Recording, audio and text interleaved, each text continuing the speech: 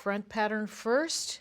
What I want you to do is measure over to the dart tip, add 3/4 of an inch to that measurement, come down to the base and make a mark. Why are we doing this? Because we want to put the majority of the fabric right on the front of the thigh.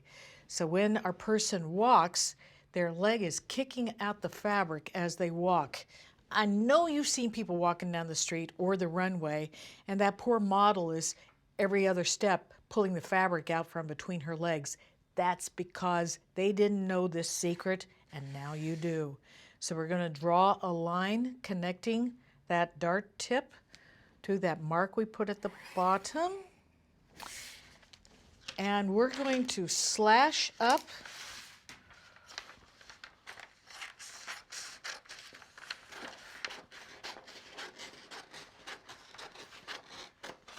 leave ourselves a little hinge point at the tip of that dart.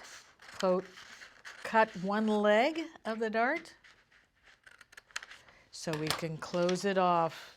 Now, how much you close it off will determine how big your A-line skirt is going to be. So you can already see we're adding about 3 inches to the base there. In the parlance of most people now, when you add something like that, it becomes now the sweep as opposed to the base, because you're going to be measuring the sweep there to see how big it is. So how much you are closing this off, I mean, you could leave a little dart there if you wanted, but with most A-line skirts, we don't. We just let it fall where it is. We're going to tape that off. Now we're adding volume.